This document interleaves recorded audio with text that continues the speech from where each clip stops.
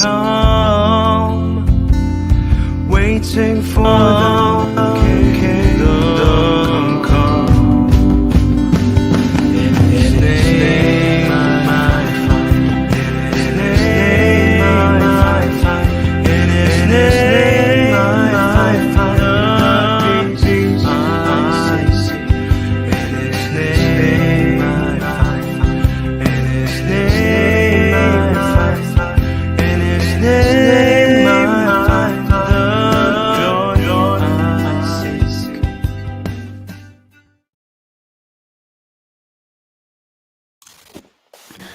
Shalom, salam Bapak Ibu dimanapun berada saat ini. Salam damai sejahtera untuk kita semua ya.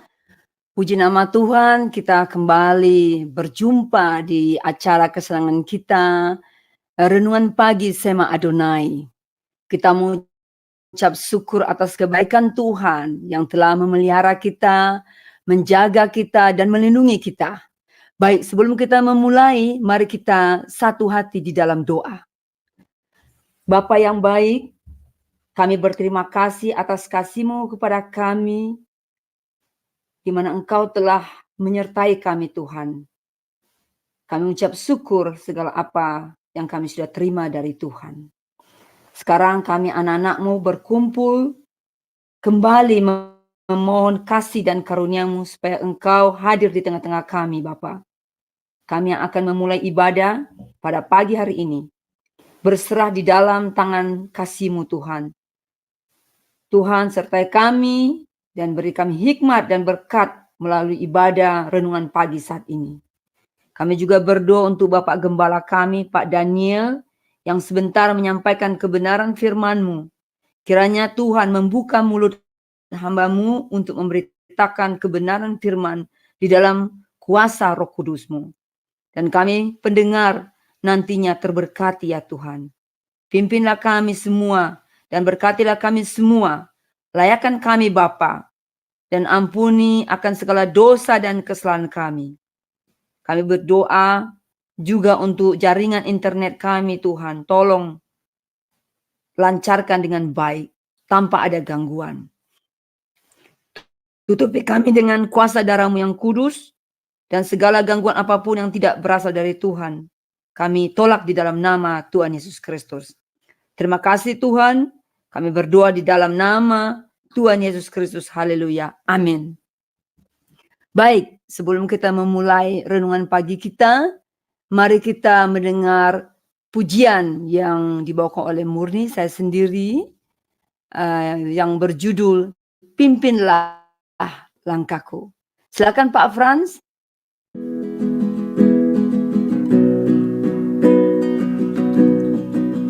Oh Tuhan, pimpinlah langkahku. Ku tak berani jalan sendiri, serta-Mu itulah doaku. Ajarku merendahkan diri, menurut firman-Mu tiap hari. Jadikan pelita dalam gelap, mencari domba yang sesat. Itulah kerinduan jiwaku.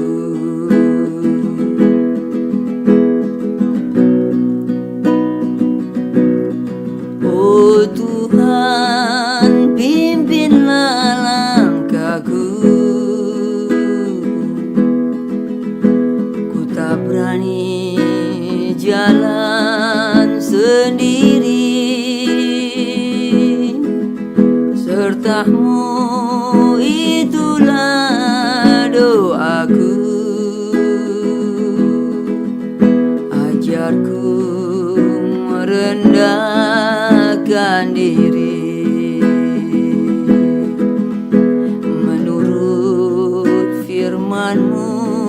tiap hari, jadikan pelita dalam gelap, mencari domba yang sesat. Itulah kerinduan jiwaku.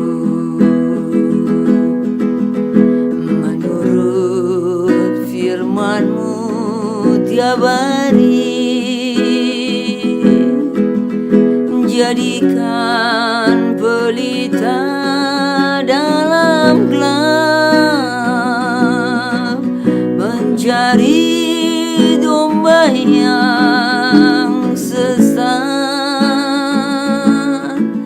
Itulah kerinduan jiwaku. Itulah kerinduan jiwaku. Terima kasih ya Pak Frans ya. Ya, benar ya, hanyalah pimpinan Tuhan saja yang baik. Ya, pimpinan Tuhan yang sangat terbaik.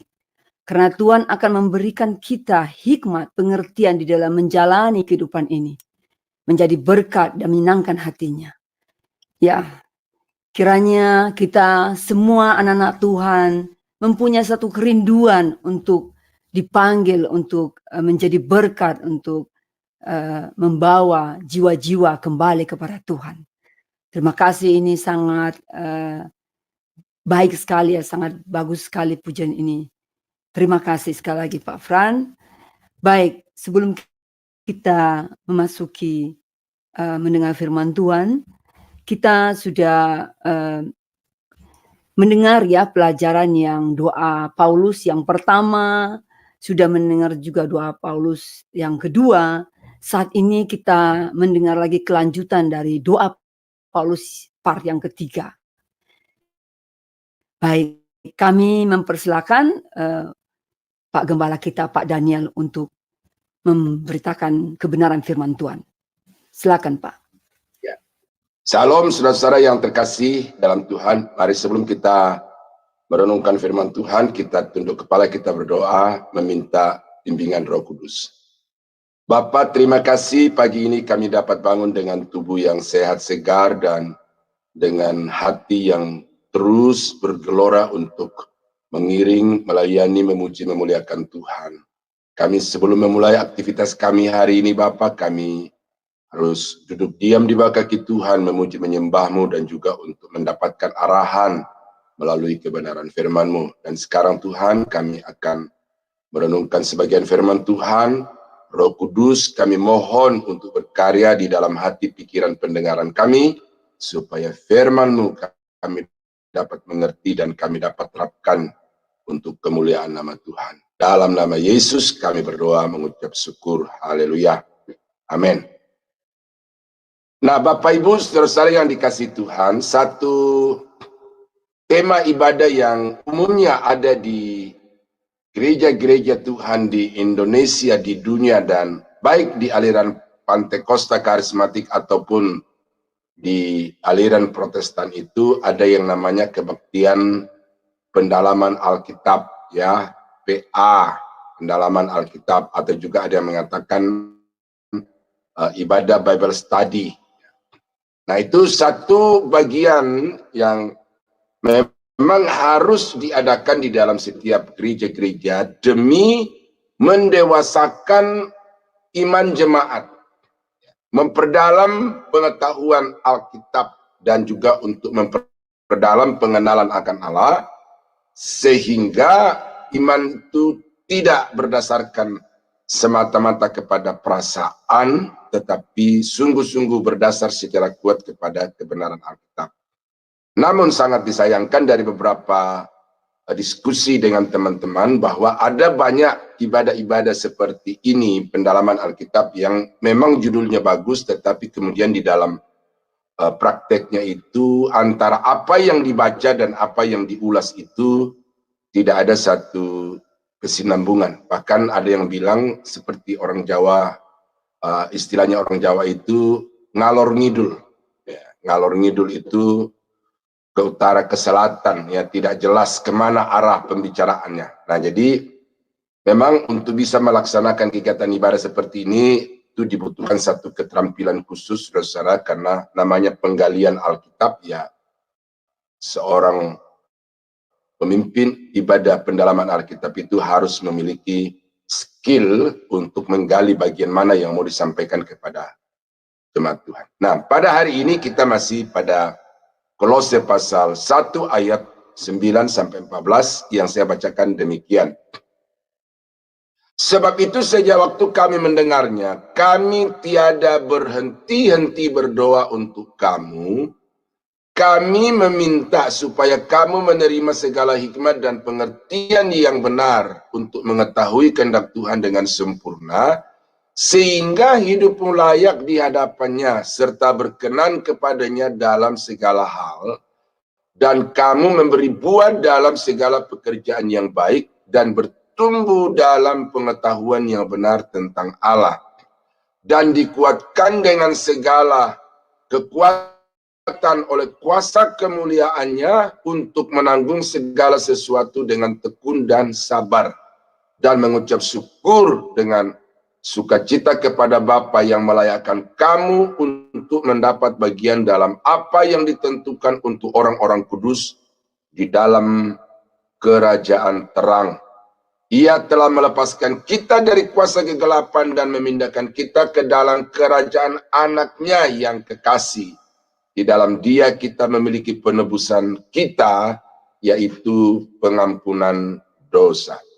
Nah, sekilas saudara-saudara kekasih, ayat yang kita baca ini pendek. Ya, narasi-narasinya ya pendek. Tetapi setelah kita melakukan satu penggalian yang cermat, maka akhirnya kita menemukan mutiara-mutiara yang begitu melimpah di dalam bagian Alkitab yang pendek ini. Kemarin tidak sengaja juga saya ketemu satu channel YouTube yang ada seorang bapak pergi ke sungai, lalu di sungai itu dia menangkap seekor kerang mutiara, lalu begitu dia belah, itu di dalamnya ada puluhan, ya, ada puluhan, ya, itu butiran-butiran mutiara yang berwarna hijau kebiru-biruan itu. Nah, jadi satu kerang, tetapi di dalamnya itu ada puluhan, mungkin bisa dua atau ya dua rantai itu bisa. Kalong maksud saya, dua kalong itu bisa. Nah, jadi orang yang terampil menggali Alkitab itu tidak akan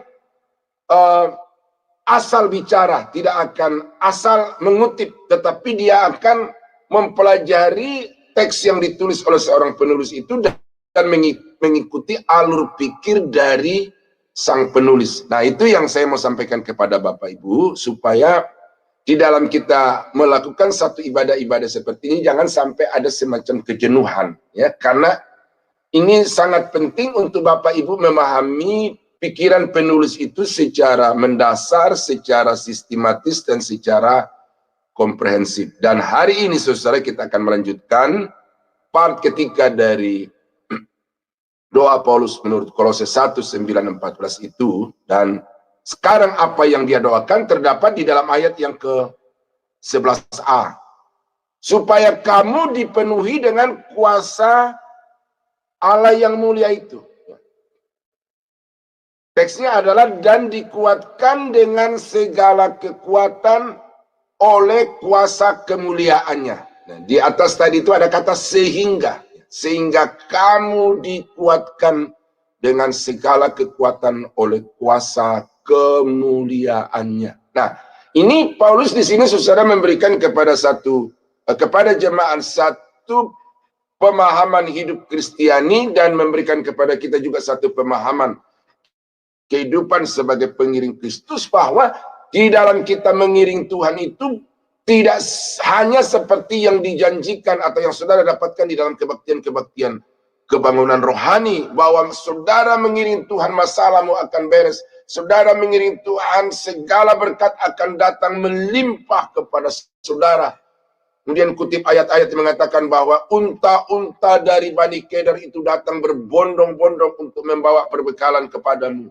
Nah, ketika orang mendengarkan khotbah-khotbah seperti itu, kemudian mereka applause, memberikan satu tepuk tangan ekspresi yang luar biasa karena mereka mendapatkan satu janji bahwa Tuhan akan memberkati mereka dengan berlimpah-limpah, di mana Dia akan menggerakkan hati keturunan Bani Kedar untuk datang membawa perbekalan dengan unta-unta, dengan kambing, domba, lembu, sapi. Tetapi saudara, ayat-ayat seperti itu, setelah saya periksa itu, salah konteks dari pendeta-pendeta itu. Itu tidak diberlakukan pada masa kini, tetapi ayat itu diberlakukan nanti di dalam kerajaan mesianik selama 1000 tahun di tengah-tengah dunia ini. Dan karena itu kalau saudara tidak memahami sebuah ayat dalam konteksnya, maka itu akan membuat saudara rentan terhadap kekecewaan dengan Tuhan. Nah, itu sebabnya maka Paulus berkata kepada jemaat di Kolose itu bahwa kamu harus sadar, kamu harus tahu bahwa mengiring Tuhan itu adalah melalui satu perjalanan sempit, melalui satu perjalanan yang penuh dengan tantangan, karena orang-orang yang mengiring Yesus itu akan dibenci, akan dikucilkan, akan dianiaya, bahkan kemudian akan dibunuh. Dan itu sesuatu yang sudah terjadi di dalam kehidupan Yesus, dan sudah Yesus menubuatkan bahwa orang yang mau mengikut aku, dia akan dibenci, akan dikucilkan. Bahkan ada orang-orang yang kemudian merasa bangga beribadah kepada Allah karena membunuh orang-orang yang percaya kepada Yesus. Nah, saudara, kalau melihat hal ini, mungkin kemudian berpikir, aduh, kalau begitu mikir dulu deh, saya mau ikut Tuhan, belum siap untuk menghadapi kenyataan seperti itu. Ya, jadi ini perlu merupakan satu pemahaman awal supaya nanti ketika saudara dalam pengiringan melayani dan kemudian mengikut Tuhan itu, saudara kemudian tidak shock, tidak kaget ketika terjadi sesuatu yang unpredictable oleh saudara, ya. Tetapi dengan ini saudara tahu bahwa dimanapun kita melayani, dimanapun kita mengiring Tuhan, maka sesungguhnya di sana ada ancaman penganiayaan, bahkan kemudian pembunuhan. Ya, banyak video-video yang saudara mesti, ya, maksud bukan mesti, semoga saudara bisa bertemu itu. Ya. Ada satu film yang saya dikasih tahu teman itu, background soundnya itu adalah I am decided to follow Jesus. Ya, I am decided to follow Jesus. Sementara lagu itu diputar, kemudian ada gambar bagaimana orang-orang percaya itu digiring, diseret, berbaris, lalu kemudian datang regu pembunuh dengan membakar mereka hidup-hidup. Ini suatu kenyataan sejarah masa kini, bagaimana orang-orang yang percaya kepada Allah itu akan mengalami satu penderitaan yang. Nah, itu sebabnya maka apa yang Paulus doakan kepada Tuhan untuk jemaat di Kolose itu adalah supaya jemaat itu dipenuhi dengan kuasa Allah yang mulia, kekuatan Allah yang mulia. Ini ada satu versi lain dari Alkitab itu, dalam bahasa Indonesia dikatakan gini, kami juga berdoa supaya saudara dipenuhi dengan kuasanya, ya, dipenuhi dengan kuasanya yang mulia. Kalau tadi di atas dikuatkan, tetapi di bawah dipenuhi dengan kuasanya yang mulia. Dan saya baca di dalam beberapa ayat Alkitab, saudara, bahwa untuk kita bisa kuat menghadapi masalah karena iman kepada Tuhan itu, saya baca di dalam 1 Korintus pasal 13 ayat yang ke-7. Ia menutupi segala sesuatu, percaya segala sesuatu, mengharapkan segala sesuatu, sabar menanggung segala sesuatu. Ia di sini apa? Kasih. Jadi bagaimana supaya orang percaya itu bisa kuat melayani, mengiring, mengikut Tuhan di tengah-tengah penderitaan itu, maka orang itu harus dipenuhi dengan kasih. Nah, saya melihat di sini saudara bahwa kasih itu merupakan sebuah kekuatan yang akan memampukan saudara untuk mengiring Tuhan, melayani Tuhan apapun yang terjadi di dalam kehidupan kita. Ini yang menjadi masalah sekarang di dalam kehidupan banyak orang Kristen itu adalah tidak adanya kasih yang tulus. Itu sebabnya ketika dia mendapatkan sesuatu dari Tuhan yang diharapkan itu, maka dia begitu antusias, bersemangat, bergelora pelayanan dan pengabdian dirinya kepada Tuhan. Tetapi manakala terjadi sesuatu yang tidak seperti yang diharapkan, maka kemudian dia lemah, letih, lesu, lelah, lalu kemudian goodbye kepada Tuhan. Nah, di sini Paulus mengatakan bahwa kasih itu percaya segala sesuatu kepada Allah dengan segala rancangan, dengan segala karya dan kuasanya, mengharapkan segala sesuatu. Nah, di dalam kasih itu ada pengharapan bahwa saya mengasihi Tuhan, maka Tuhan akan melakukan yang terbaik bagiku. Jadi kalau saudara itu mengasihi Tuhan, maka apapun tantangan, apapun masalah, saudara tidak akan kemudian mundur meninggalkan Tuhan. Ada seorang ibu saudara ya, ini di cerita juga yang saya dapatkan, tetapi ini sesuatu yang tidak bisa dibantah kebenarannya. Sebuah rumah terbakar. Ya. Di dalam rumah itu ada seorang anak kecil. Lalu orang kampung sudah berkerumun untuk mencoba mengupayakan api itu padam. Ya. Orang tua dari bayi ini tidak ada karena sedang berpergian ke ladang. Ketika dia pulang, sampai di rumah dia melihat situasi itu, dia tidak berpikir panjang, dia menerobos masuk ke dalam kobaran api itu, dia meraih anaknya, kemudian dia keluar lagi, membawa anak itu dalam gendongannya, dia tutupi seluruh badan anak itu dengan badannya, dan dia keluar. Ibu ini kemudian terluka oleh karena api yang berkobar-kobar itu. Ya, orang kemudian sukacita senangkan anak itu selamat, tetapi tidak ada seorang pun di antara mereka itu yang mengambil satu tindakan sama seperti ibu anak itu. Nah, kita bertanya kenapa ibu itu begitu rela berkorban, menerobos api yang bisa saja menghilangkan nyawanya itu tidak lain adalah karena ibu itu sangat mengasihi anak yang dia sendiri telah lahirkan itu. Nah, jadi kekuatan kasih itu, ya, kekuatan kasih itu membuat kita tidak melakukan perhitungan masalah-masalah atau tantangan apa yang akan kita hadapi di dalam melayani Tuhan. Nah, sekarang persoalannya adalah, adakah saudara memiliki kekuatan ini? Perlu kita berdoa, perlu kita meminta kepada Tuhan, supaya saudara dilingkupi dengan kasih ilahi, supaya dengan kasih itu saudara bisa mendapatkan tenaga, mendapatkan power, mendapatkan kuasa untuk mengiring Tuhan di tengah-tengah penderitaan dan pergumulan hidup. Jadi penekanannya di sini adalah kepada kasih, ya, kasih. Nah, yang kedua, saudara-saudara, apa yang Paulus doakan itu supaya mendapat kuasa Allah yang mulia, itu saya baca juga di dalam Yohanes pasal 16 ayat yang ke-12. Di sini Yesus berkata kepada murid-muridnya, masih banyak hal yang harus kukatakan kepadamu, tetapi sekarang kamu belum dapat menanggungnya. Nah, ini memang berbicara tentang daya tangkap dari murid-murid terhadap pengajaran yang diajarkan oleh Yesus pada mereka pada waktu itu, yang berkaitan dengan banyak hal, termasuk juga di dalam konsekuensi mengiring Tuhan. Tetapi apabila ia datang, yaitu roh kebenaran, ia akan memimpin kamu ke dalam seluruh kebenaran, sebab ia tidak akan berkata-kata dari dirinya sendiri, tetapi segala sesuatu yang didengarnya, itulah yang akan dikatakannya, dan ia akan memberitakan kepadamu hal-hal yang akan datang.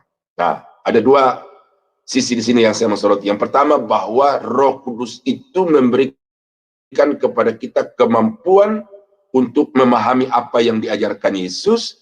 Dia juga memberikan kepada kita kemampuan daya tahan untuk menghadapi, menjalani kehidupan sama seperti yang dijalani oleh Yesus yang penuh dengan penderitaan itu.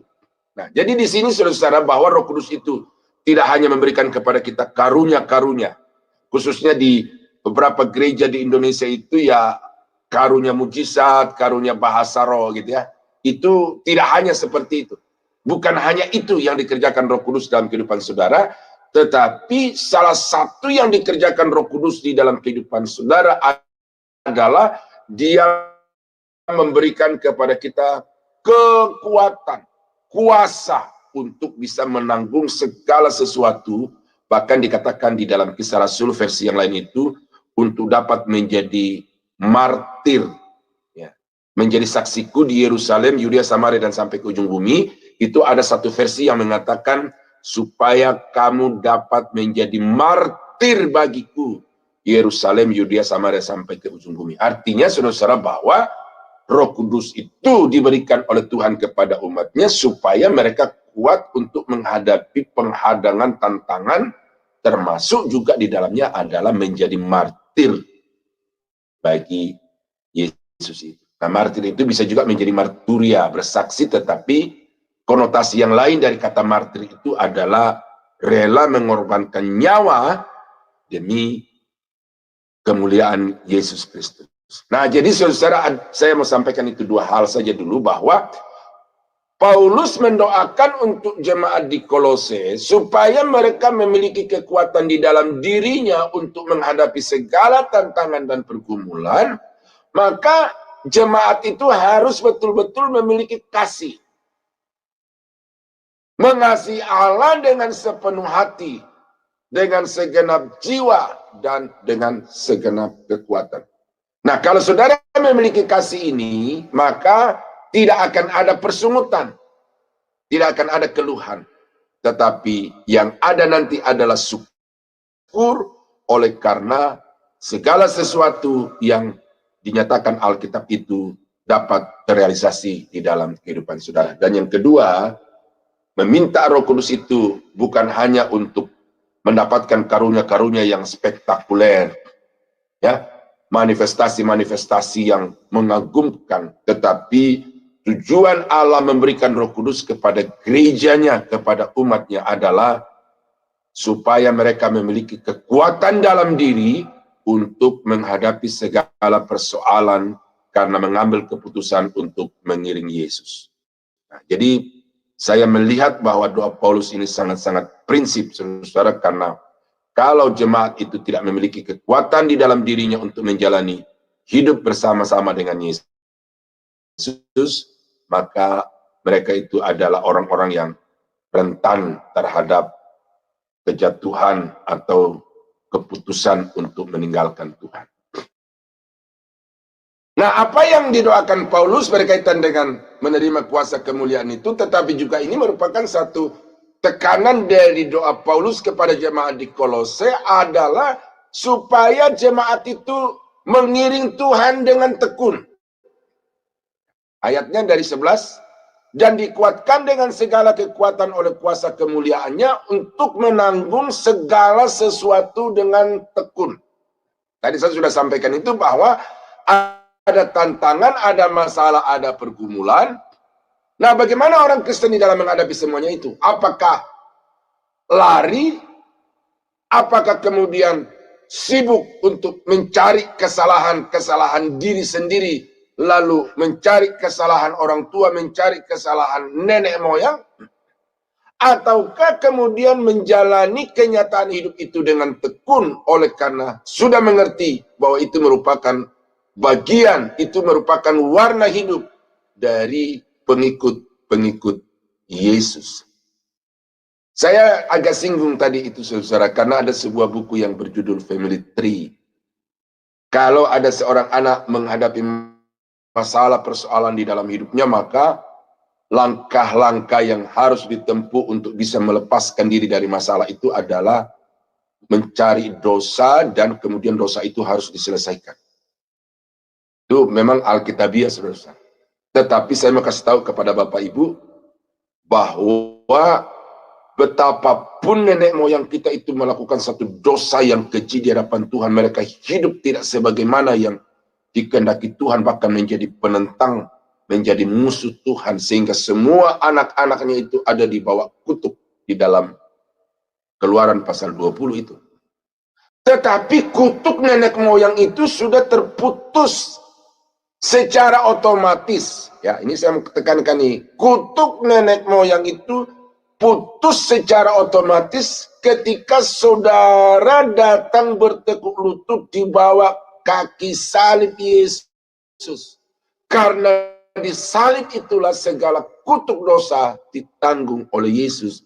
Dan barang siapa yang datang dan percaya serta menerima Yesus sebagai Tuhan dan Juru Selamat, maka kutuk dari nenek moyang orang itu ditanggung oleh Yesus di atas kayu salib. Nah, itu sebabnya maka saudara tidak perlu lagi bersusah-susah untuk mencari, mengorek-ngorek kesalahan bapak ibu, mencari kesalahan nenek-nenek moyang.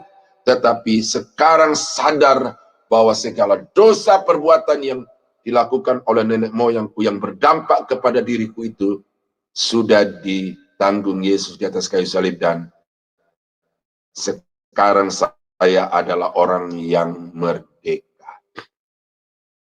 Itu sedikit tanggapan terhadap ajaran itu. Nah, tetapi bagaimana sekarang? Saya sudah terima Yesus. Sudah menyerahkan hidup total kepada Tuhan. Tetapi kemudian ada masalah, ada persoalan. Apa masalahnya? Nah, saudara mesti tahu bahwa yang menyebabkan masalah terjadi di dalam kehidupan kita itu selain tadi karena dosa nenek moyang kita itu, tapi itu sudah selesai. Yang kedua adalah dosa perbuatan. Kita melakukan kesalahan-kesalahan yang mau tidak mau harus kita pertanggungjawabkan dari diri kita sendiri. Yang berikut, karena iblis tidak suka saudara mengiring Yesus. Karena itu iblis akan selalu berupaya untuk menjauhkan saudara dari Tuhan dengan melakukan intimidasi dan lain-lain sebagainya. Tetapi itu enteng. Bagi Tuhan itu enteng. Untuk bisa melawan iblis itu gampang. Ya, rumusnya ada dalam Alkitab. Nah, yang berikut yang banyak orang Kristen itu tidak paham, kurang paham maksud saya itu adalah bahwa seringkali persoalan itu terjadi di dalam kehidupan kita oleh karena diizinkan Tuhan. Melalui persoalan pergumulan itu, Tuhan sedang merancang atau Tuhan sedang membentuk saudara dan saya untuk akhirnya sempurna sama seperti Yesus. Dan untuk dari kehidupan yang kualitas sangat rendah menjadi memiliki hidup yang berkualitas sama seperti kehidupan Yesus itu melalui satu proses. Karena itu di dalam Roma pasal 8 saudara ya, itu jelas di situ bahwa kita mau dijadikan sama seperti gambaran anaknya itu, maka untuk itu kita harus melalui satu perjalanan hidup yang penuh dengan penderitaan. Nah, ini harus dipahami supaya jemaat itu tabah, supaya jemaat itu kuat, bahwa persoalan yang aku alami ini sesungguhnya adalah cara Tuhan untuk membentuk hidup saya, supaya saya menjadi orang atau pengikut Yesus yang murni, yang tulus, yang kemudian tahu dengan pasti kemana Tuhan akan membawa hidup saya. Nah, ini perlu supaya saudara ketika ada masalah-masalah. Nah, ini kan dari mana-mana, dari dalam keluarga, dari pasangan hidup, suami atau istri, dari orang tua, kadang-kadang dari anak-anak. Bahkan juga saudara jangan kaget kalau nanti di dalam pelayanan seperti ini saudara akan mengalami kekecewaan dari pemimpin-pemimpin saudara, dari gembala-gembala saudara gitu ya. Jadi itu sesuatu yang sudah terbukti. Itu banyak orang yang meninggalkan pelayanan karena kekecewaan dengan teman sekerja atau juga bahkan dengan pimpinan gereja itu. Nah, itu sebabnya maka Paulus berdoa kepada jemaat di Kolose supaya mereka itu memiliki mental yang kuat untuk dapat mengiring Tuhan dengan sempurna. Ini versi firman Allah yang hidup. Sehingga dapat terus maju apapun yang terjadi. Tuh, itu di terjemahan yang lain. Dan ini di dalam Easy Read Version, bahasa Inggris itu kan. So that you will be patient and not give up. Tuh. Sehingga engkau menjadi sabar dan tidak menyerah. Tidak angkat tangan ketika masalah-masalah datang. When troubles come. Oh. Jadi, saudara-saudara kekasih dalam Tuhan, ini versi terjemahan Alkitab kita ini juga sangat kaya, memberikan kepada kita nuansa-nuansa yang saling melengkapi satu dengan yang lain. Dan karena itu maka Paulus berdoa kepada jemaat, kepada Tuhan untuk jemaat di Kolose itu, supaya mereka memiliki ketekunan di dalam mengiring dan melayani. Dalam Kisah Rasul pasal 5:41. Rasul-rasul itu meninggalkan sidang mahkamah agama dengan gembira karena mereka telah dianggap layak untuk menderita penghinaan oleh karena nama Yesus. Saudara tahu bahwa mahkamah agama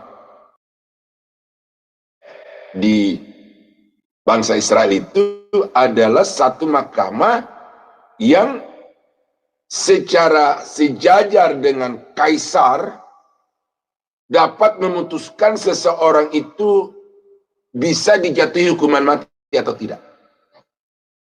Kaisar tidak akan berani ngetok palu bahwa si A itu divonis mati tanpa melalui persidangan dari sidang mahkamah agama. Nah, lalu rasul-rasul ini, saudara, itu sudah ada di dalam persidangan mahkamah agama.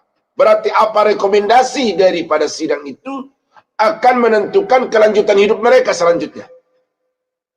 Mau bebas atau dihukum mati. Nah, itu dua pilihan itu. Tetapi kita membaca di sini bahwa rasul-rasul itu ketika menghadapi sidang yang bisa saja menjatuhkan vonis hukuman mati itu, mereka bergembira. Mereka bersukacita. Sukacita bukan karena mereka dilepaskan dari hukuman mati atau tuntutan hukuman mati itu, tetapi yang membuat mereka bersukacita adalah karena mereka dianggap layak untuk menderita penghinaan oleh karena nama Yesus Kristus. Nah, saudara-saudara, ini satu sikap iman yang sangat-sangat positif. Mental Kristiani yang saudara mesti miliki, bahwa kita mengiring Tuhan itu ya harus siap untuk menghadapi segala persoalan. Dan kalau persoalan datang, nggak usah bersungut-sungut, nggak usah komplain kepada Tuhan, tetapi syukuri. Oleh karena apa? Itu merupakan kasih karunia. Surat Paulus yang lain dikatakan bahwa karena kamu bukan hanya diberi kasih karunia untuk diselamatkan, tetapi juga untuk boleh menderita bersama-sama dengan Dia. Rasul-rasul mengerti itu, dan karena itu mereka sangat bersukacita. Nah, di dalam 2 Timotius pasal 3 ayat yang ke-11 sampai 13. Engkau telah ikut menderita penganiayaan dan sengsara seperti yang telah kuderita di Antioquia dan di Iconium dan di Listra. Semua penganiayaan itu kuderita, dan Tuhan telah melepaskan aku daripadanya. Nah, ini satu statement. Memang setiap orang yang mau hidup beribadah di dalam Kristus Yesus akan menderita aniaya. Sedangkan orang jahat dan penipu akan bertambah jahat. Mereka akan menyesatkan dan disesatkan. Nah, saudara-saudara, ini Paulus memberikan satu bimbingan kepada anak rohaninya Timotius, supaya dia juga mempersiapkan mental, mempersiapkan iman, menghadapi tantangan sebagai seorang pelayan Tuhan. Dia mengingatkan sejarah perjalanannya bersama dengan Paulus, kemudian dia arahkan pandangan Timotius ke depan bahwa setiap orang yang mau beribadah kepada Tuhan itu akan mengalami aniaya, penderitaan karena Kristus Tuhan. Nah, kita kembali kepada pokok kitab jemaat di Kolose. Mengapa Paulus berdoa supaya jemaat itu memiliki kuasa dan supaya mereka tekun? Karena memang realita kehidupan mengiringi Yesus itu penuh dengan tantangan dan persoalan. Ya. Saya tahu saudara ya, khotbah-khotbah seperti ini tidak akan terlalu disukai oleh banyak orang Kristen, ya, karena siapa sih yang mau menderita gitu. Tetapi suka atau tidak suka, orang bilang like or dislike gitu, ya, saudara harus siap untuk menghadapi karena itu sudah merupakan satu ketetapan yang tidak akan pernah dirubah oleh Tuhan.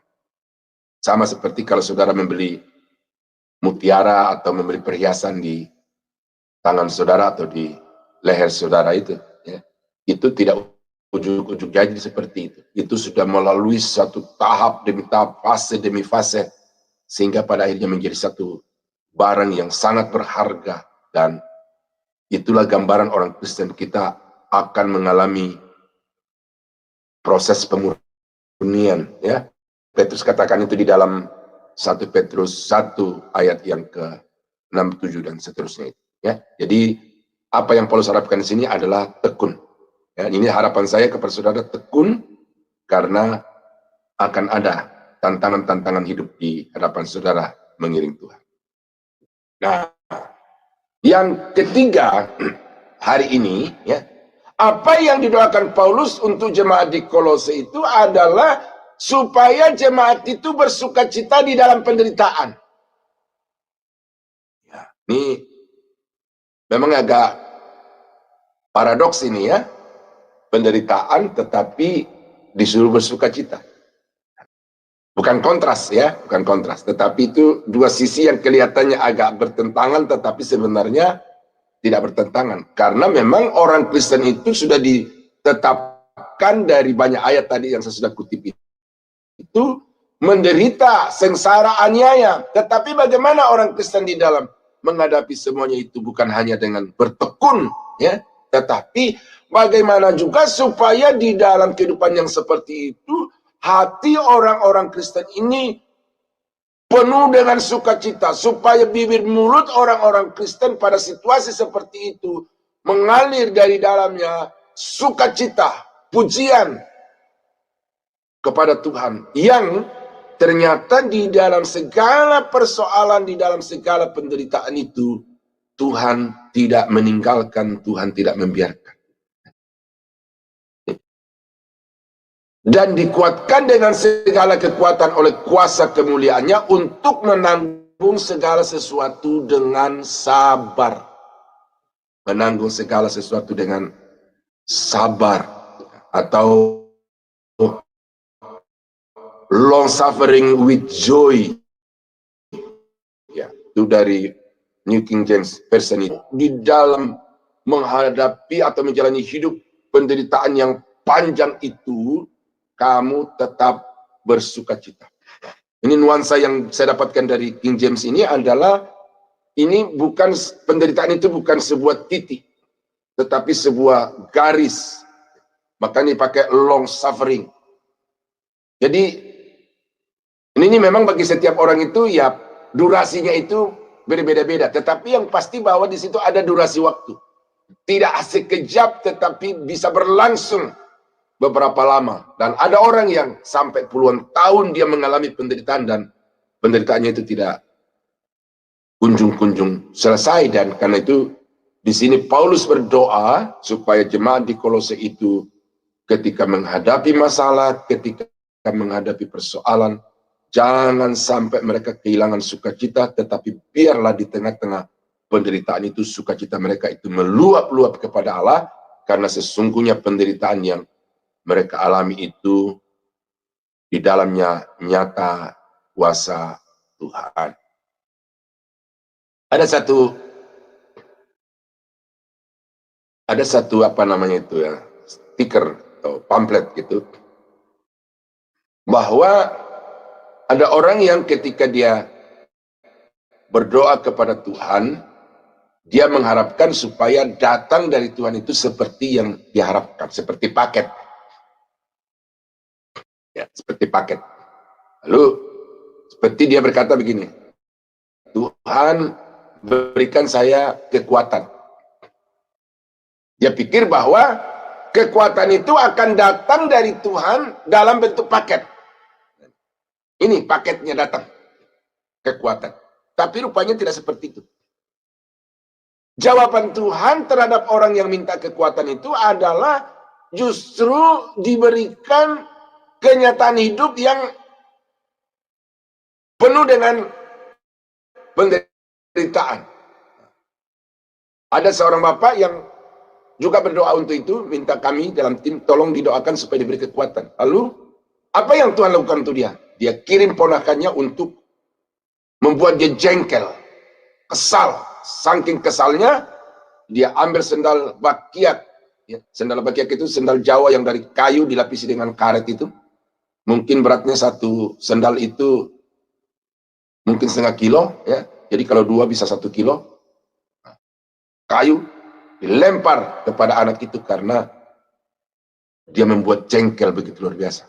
Lalu kemudian di antara dua keluarga ini ada masalah, saya dipanggil juga untuk coba memberi pendapat. Lalu saya berkata kepada bapak yang melempar anak itu dengan sendal Jawa itu, kan bapak selama ini minta supaya didoakan dan diberi kekuatan.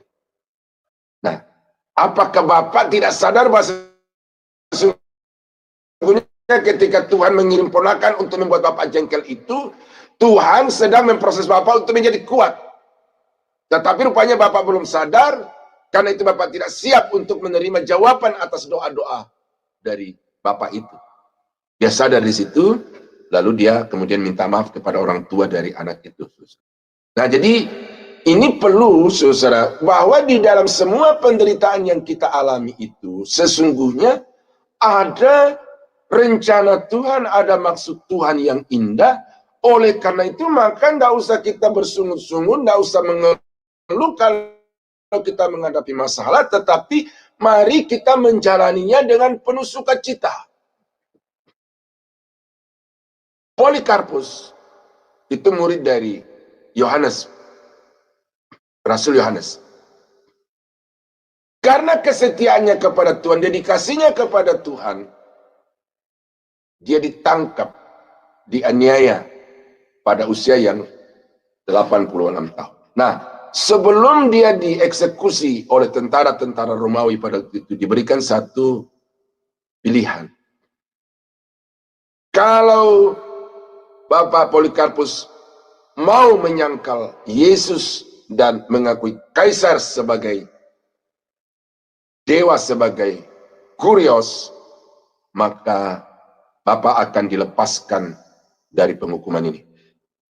Tetapi kalau Bapak tetap mengakui bahwa Yesus Tuhan, maka lihatlah api sudah dinyalakan dan Bapak akan dilemparkan ke dalam api yang sedang berkobar-kobar itu.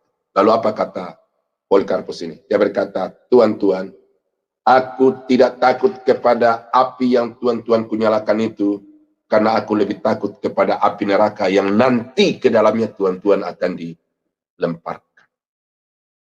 Bagaimana mungkin saya mau menyangkali Yesus yang sudah 86 tahun aku membaktikan diri kepadanya dan dia tidak pernah mengecewakan aku sekalipun. Maka aku tidak akan mungkin untuk menyangkali Yesus Tuhan, Raja dan Juru Selamatku. Polikarpus kemudian dilemparkan ke dalam dapur api yang sedang menyala-nyala itu. Itu dicatat di dalam sejarah gereja, saudara. Sehingga ini memberikan inspirasi yang begitu kuat kepada banyak hamba-hamba Tuhan, bahwa mengiring Tuhan itu kita tidak boleh mundur, tidak boleh menyerah hanya oleh karena persoalan-persoalan kecil, tetapi kita harus siap, bahkan seperti Polikarpus yang rela mengorbankan nyawanya karena iman kepada Tuhan. Ya, banyak kisah-kisah yang mengimprovisasi tentang itu, tetapi yang saya mau tekankan di sini adalah Polikarpus di hadapan laskar-laskar, tentara-tentara atau algojo-algojo dari kekaisaran Romawi itu, dia sedikit pun tidak kehilangan sukacita di dalam menghadapi penderitaan karena nama Yesus. Bahkan kemudian dia menjadi tokoh yang menjadi berkat bagi banyak orang. Paulus dikatakan, sebab itu kami bersuka cita ketika kami lemah dan kamu kuat. Jadi Paulus menghadapi masalah, ada persoalan di dalam pelayanannya kepada jemaat-jemaat. Barangkali juga dia sempat mengalami kelemahan secara fisik. Ya, kelemahan fisik ini karena memang beratnya tantangan. Kalau sudah baca di dalam Korintus itu, tantangan yang di Paulus itu luar biasa. Ya, ketika kami lemah, tetapi di dalam kelemahan seperti itu kami tetap bersuka cita. Oleh karena apa? Karena kamu kuat. Jadi Paulus melihat bagaimana dampak dari pengorbanannya itu luar biasa, dan karena itu dia tidak kehilangan sukacita sekalipun dia harus mengalami penderitaan. Itu dia detail mengatakan bahwa kami dicemeti 40 kurang 1. Yesus dicemeti 40 kali. Paulus dicemeti 40 kurang 1. Hampir sama seperti Yesus dari segi. Sudah tahu cemeti yang dipakai oleh laskar-laskar Romawi untuk menganiaya Yesus itu ada satu gagang pegangan, lalu di ujungnya itu ada bisa 3, 4 atau sampai 5 cabangnya, dan di masing-masing cabangnya itu ada solderan timah yang bersegi 4 itu, ya, bisa dalam satu jalur itu 3, 4 atau 5 juga solderan timah itu. Lalu di antara pegangan kayu dengan tali yang mengandung solderan timah itu ada karet. Ada karet seseras, ya, serupa karet yang bisa melar, bisa juga menarik itu. Ketika cemeti itu diayunkan, maka karetnya itu akan tertarik, dan begitu dia menyentuh tubuh Paulus atau tubuh Yesus itu, maka karet itu akan menarik kembali kepada standar normalnya itu, sehingga timah yang tadi tertanam ke dalam daging Paulus dan Yesus itu mau tidak mau akan mengoyak tubuh dari Paulus dan Yesus itu. Itulah saudara satu sedikit gambaran tentang bagaimana derita yang dialami oleh Paulus itu. Tetapi dia katakan di dalam kelemahan seperti itu kami tetap bersuka cita, karena itu menjadi kekuatan bagi kami. Dan inilah juga yang kami doakan, supaya kamu dibuat menjadi lengkap, dijadikan lebih lengkap atau sempurna di dalam kehidupan keberimanan kepada Tuhan. Jadi Paulus itu melihat hal-hal yang positif, dampak-dampak yang positif dari kelemahan-kelemahan atau tantangan-tantangan di dalam kehidupannya, dan oleh karena itu dia sama sekali tidak menjadi tawar, tidak menjadi lemah dalam mengiring Tuhan, tetapi dia tetap berkobar-kobar dengan sukacita, oleh karena dia mampu untuk melihat dampak positif dari apa yang Tuhan izinkan terjadi di dalam hidupnya. Nah, kepada jemaat di Kolose, Paulus berdoa supaya mereka juga memiliki satu sikap hidup yang sama di dalam mengiring dan melayani Tuhan. Jangan sampai kamu bersungut-sungut di tengah-tengah penderitaan, tetapi hendaklah kamu senantiasa bersyukur dengan sukacita, menaikkan puji-pujian kepada Tuhan di tengah-tengah penderitaan. Makasih untuk Bu Murni, puji-pujiannya sangat bagus, dan teman-teman dari Jerman, puji-pujiannya Pak Frans juga, ya, itu sangat menguatkan. Dan saya sendiri dalam pengalaman saya ketika saya sedang mengalami situasi yang down gitu, ya, saya ambil gitar lalu saya menyanyi, ya. Nah, ketika saya menyanyi itu, saudara, ada sesuatu kekuatan yang saya tidak tahu bagaimana prosesnya datang, kemudian rasa sedih, rasa duka itu menjadi hilang, lalu kemudian menjadi bergairah kembali untuk melakukan apa yang menjadi kewajiban sebagai seorang hamba Tuhan. Ya, jangan saudara pikir bahwa yang mengalami masalah hanya saudara, ya. Gembala sidang itu masalahnya berlipat kali ganda. Ada orang yang mengatakan pendeta itu seperti barang dagangan di etalase, toko-toko, dapat dilihat dari segala sisi. Dia terkurung dalam satu ruang, tetapi sebenarnya Semuanya dapat diketahui orang.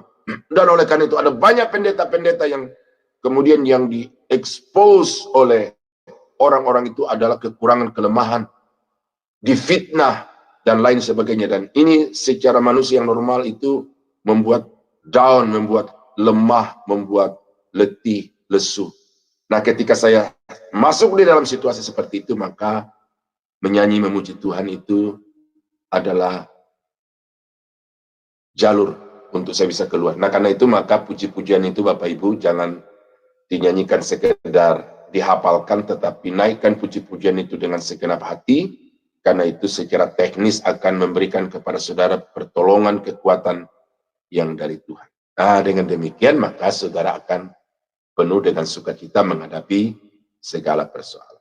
Nah, jadi untuk hari ini saya sampaikan 3 hal ini dulu, bahwa apa yang Paulus doakan untuk jemaat di Kolose dalam pengiringan mereka kepada Tuhan, supaya mereka dipenuhi dengan kuasa Allah yang mulia, yang tadi saya jelaskan 2, yaitu kasih dan Roh Kudus, supaya jemaat itu tekun. Bukan hanya di awal mereka bergairah, bergelora, mengiring melayani Tuhan, tetapi di dalam perjalanan seterusnya, bahkan sampai di titik akhir pelayanan pengiringannya kepada Tuhan, dia harus tetap kuat, tetap tekun, sekalipun penderitaan aniaya datang silih berganti. Dan yang ketiga, supaya jemaat itu penuh dengan sukacita, penuh dengan pujian, penuh dengan ucapan syukur, sekalipun kondisinya tidak memungkinkan untuk mengucap syukur kepada Tuhan. Nah, jadi saudara-saudara kekasih dalam Tuhan, saya tidak salahkan bahwa berdoa supaya diberkati seperti Yabes, ya, itu Alkitab mengajarkan dan itu kita harus berdoa seperti itu. Tetapi mari kita bertumbuh di dalam iman kita, khusus di dalam kita menaikkan doa-doa kepada Tuhan ini, supaya kita jangan berdoa seperti anak kecil yang setiap hari minta ciki, minta es krim, minta jajan. Tetapi mari kita minta sesuatu yang lebih berkualitas, yang lebih berdampak jangka panjang, dan dengan demikian kita dapat menjadi orang Kristen yang juga dapat memberi dampak yang lebih luas kepada orang-orang yang ada di sekitar kita. Kiranya Tuhan menolong. Mari kita tunduk kepala, kita berdoa. Bapa di surga, terima kasih pagi ini kami sudah mendengarkan kebenaran firman-Mu. Tuhan, kiranya apa yang sudah kami dapatkan dari ajaran doa Paulus tentang doa ini kami pahami, dan kemudian di dalam kami berdoa kepada Tuhan, kami mulai bergeser dari permintaan-permintaan yang hanya bersifat jasmani, dan sekarang beranjak atau meningkat kepada permintaan-permintaan yang lebih berkualitas, yang lebih menyenangkan Tuhan, yang berdampak jauh lebih luas dibandingkan hanya sekedar cukup makan dan minum. Terima kasih Bapa, hamba-Mu akan berhenti berbicara, tetapi Roh Kudus kiranya terus berbicara bagi umat-Mu, supaya di mana saja mereka berada, mereka juga dapat memiliki kehidupan doa seperti Paulus, dan mereka juga dapat memiliki kehidupan Kristiani sama seperti jemaat di Kolose. Kami mengucap syukur dalam nama Yesus, haleluya. Amin. Saya kembalikan kepada Ibu Murni. Tuhan Yesus berkati. Ya, puji nama Tuhan ya. Terima kasih sekali ya firman yang baru saja kita dengar ya. Pembahasannya sangat cukup sudah jelas ya. Kita mengucap syukur kepada Tuhan ya. Kesempatan-kesempatan ini yang diberikan kepada kita sangat berharga sekali. Ya, kita diajari untuk bisa lebih lagi dalam berdoa, untuk semakin intim dan semakin bergaul erat dengan Tuhan ya, dan mengandalkan Tuhan. Baik, untuk kita meresponi firman Tuhan ini, mari kita mendengar satu pujian yang dibawakan dengan saya sendiri, dengan Murni, doa mengubah segala sesuatu.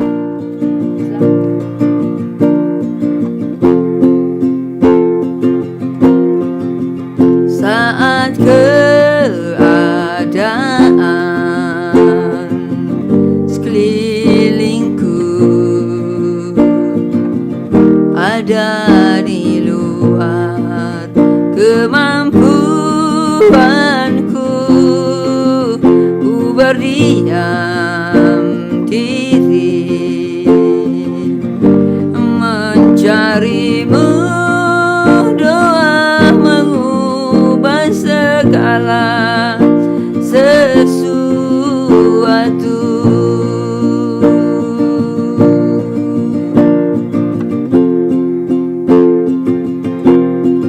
Saat kenyataan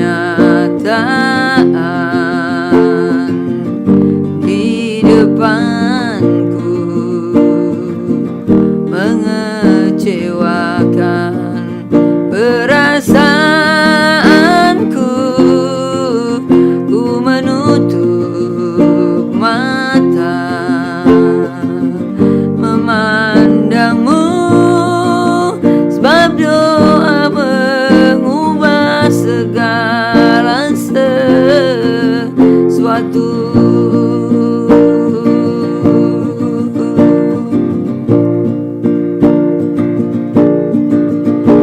Doa orang benar bila didoakan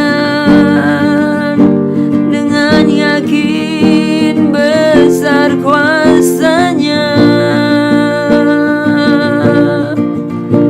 dan tiap doa yang lahir dari iman berkuasa menyelamatkan, seperti mata air di tanganmu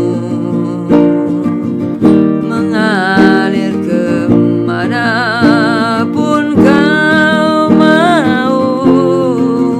Tiada yang mustahil di matamu. Doa mengubah segala sesuatu.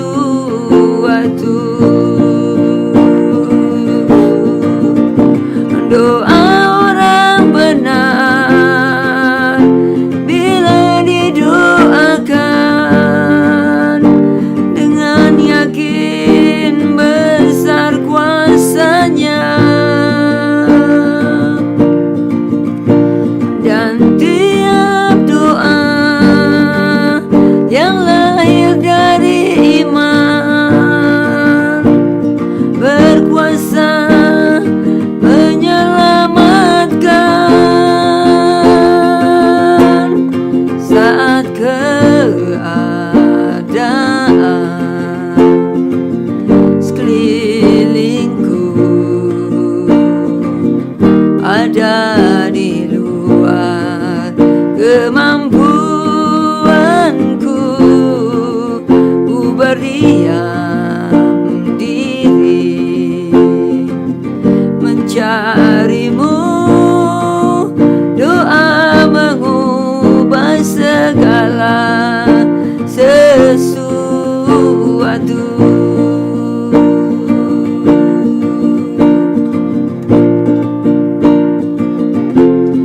Saat kenyataan di depanku mengecewakan perasaanku, ku menutup mata memandangmu, sebab doa mengubah segala sesuatu.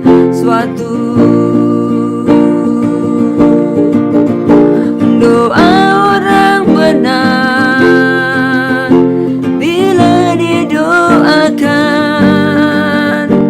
dengan yakin besar kuasanya,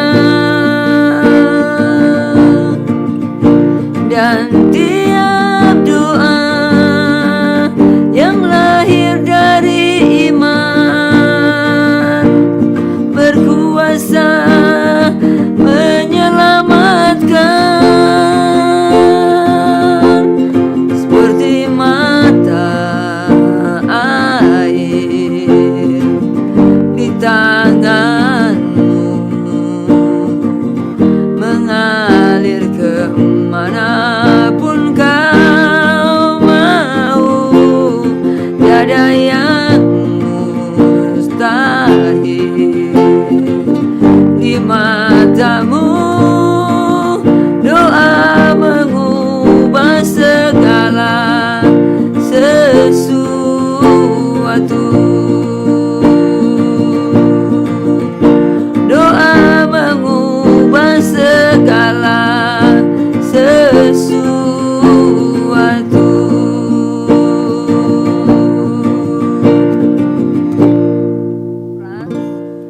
doa yang benar dengan doa iman dapat merubah segala sesuatu. Kita percaya tentu ya, kita semua anak-anak Tuhan percaya jika kita berdoa dengan benar-benar pasti tidak dapat merubah keadaan situasi kita. Karena kita percaya Tuhan pasti mendengar doa kita. Mari kita satu dalam doa. Terima kasih ya Bapa atas hadirat-Mu yang nyata di tengah-tengah kami. Di dalam renungan pagi ini ya Tuhan. Bapa, kami bersyukur karena Engkau telah menggerakkan hati kami untuk berkumpul bersama-sama, saling menguatkan di dalam iman, dan membangun persekutuan erat bersama-Mu ya Tuhan. Bapa yang baik, kami memohon berkat perlindungan-Mu bagi setiap kami, dan berkati kami dengan hikmat dan pengertian-Mu untuk menerapkan kebenaran firman-Mu ini yang baru saja kami dengar di dalam kehidupan kami hari-hari ya Tuhan. Bapa di sorga, kami juga berdoa untuk Bapak Gembala kami, Bapak Daniel. Bapak berkati Bapak Daniel ini Tuhan. Di dalam pelayanannya, dimanapun dia berada Tuhan. Engkau memberkati keluarganya. Engkau melindungi, bahkan memberi dia hikmat dan pengertian dan ilmu-ilmu yang bertambah-tambah Tuhan. Agar setiap pendengar firman-Mu nantinya dapat terberkati dan dapat percaya dan kembali kepadamu Tuhan. Bapa di surga, kami berdoa Tuhan juga untuk Sema Adonai ini Tuhan. Kelompok kecil ini kami berdoa kiranya Tuhan terus memakai untuk menjadi berkat perpanjang tangan-Mu Tuhan. Berikan kami hati yang mau melayani-Mu Tuhan dalam situasi apapun keadaan kami Tuhan. Berikan kami kerendahan hati, sukacita Tuhan untuk terus mau melayani Tuhan. Walau tidak gampang Tuhan, begitu banyak tantangan-tantangan Tuhan yang kami hadapi. Tapi seperti yang kami baru mendengar firman tadi Tuhan, untuk kami diajar untuk tekun dan taat kepada Tuhan. Dengan kasih-Mu Tuhan, kami dapat bersatu Tuhan, karena kasih-Mu yang dapat mensatukan kami di dalam pelayanan ini. Agar kami tidak melihat satu sama lain kekurangan kami Tuhan. Bahkan kami mau menasihati, dapat menerima Tuhan segala tuntunan Tuhan kepada kami. Kami berdoa untuk Ibu Heni sebagai ketua di dalam Sema Adonai ini. Kiranya Engkau beri dia hikmat Tuhan dan kesabaran kepada kami. Dan juga tuntun Tuhan hidupnya. Berkati dia Tuhan. Bapa di surga, kami juga berdoa untuk mereka yang belum mengenal Engkau Bapa. Kiranya Tuhan menjamah dan membuka hati mereka untuk menerima kasih dan pengampunan dari-Mu Tuhan. Terima kasih Tuhan. Dan kami sebentar lagi pisah. Kami serahkan hari-hari kami di dalam tangan Tuhan.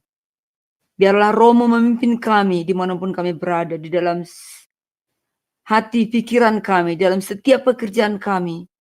Biarlah kami terus mengandalkan Tuhan di dalam hidup kami. Terpujilah Engkau Tuhan. Di dalam nama Tuhan Yesus kami berdoa dan mengucap syukur. Haleluya. Amin. Baik, Ibu Bapak, kami juga menginformasikan saat ini bahwa setiap hari Senin dan hari Sabtu kami mengadakan doa syafaat. Jika Ibu Bapak yang ada memerlukan dukungan doa, jangan segan-segan untuk memberitahukan kami atau naik ke Zoom bersama-sama dengan kami. Terima kasih. Baik, sebelum kita mengakhiri doa ini, renungan pagi kita ini, mari kita persilakan Bapak Gembala kita untuk membawa kita di dalam doa berkat. Silakan Pak Daniel. Bapa di surga, terima kasih karena Tuhan sudah memberikan kami kesempatan untuk boleh duduk diam di bawah kaki Tuhan, menaikkan segala keluh kesah, pergumulan hidup dan juga isi hati kami kepadamu. Kami berdoa Bapa supaya semua yang sudah kami utarakan kepada Tuhan Engkau dengar dan Engkau balas kami sesuai dengan rencana dan kehendak-Mu, dan kami serahkan hidup kami supaya Engkau melakukan yang terbaik di dalam kehendak-Mu bagi kami. Sementara kami akan mengakhiri sekutuan ini Bapa, kiranya Tuhan tolong kami sepanjang hari ini, aktivitas apapun yang akan kami lakukan, biarlah Tuhan membuat berhasil, membuat kami bersukacita, sehingga dengan demikian maka kami akan semakin setia dan semakin bersemangat di dalam melayani Engkau.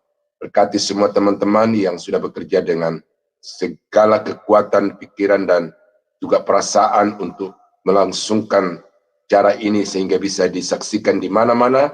Tuhan berkati berlipat-lipat kali ganda supaya mereka dapat terus menjadi alat dalam tangan Tuhan untuk menjadi kemuliaan bagi nama-Mu.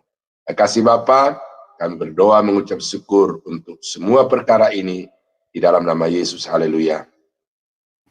Saudara-saudara sidang jemaat yang dikasihi Tuhan, kiranya anugerah dari Allah Bapa di dalam surga, damai sejahtera dari Tuhan kita Yesus Kristus, serta persekutuan kuat kuasa Roh Kudus, kiranya menyertai kita sekalian dari sekarang sampai selama-lamanya. Di dalam nama Yesus, kami akhiri renungan pagi Sema Adonai hari ini. Haleluya. Amin. Amin. Baik. Amin. Amin. Amin, amin. Baik, terima kasih Pak Daniel. Baik, dengan berakhirnya doa blessing ini, maka berakhir pula lah renungan pagi kita. Selamat beraktivitas untuk Indonesia dan selamat malam untuk New York. Selamat malam juga tentu di Jerman dan sekitarnya. Dan sampai kita bertemu besok lagi pagi ya. Tolong Ibu Bapak hadir semua. Baik, salam. Tuhan Yesus memberkati.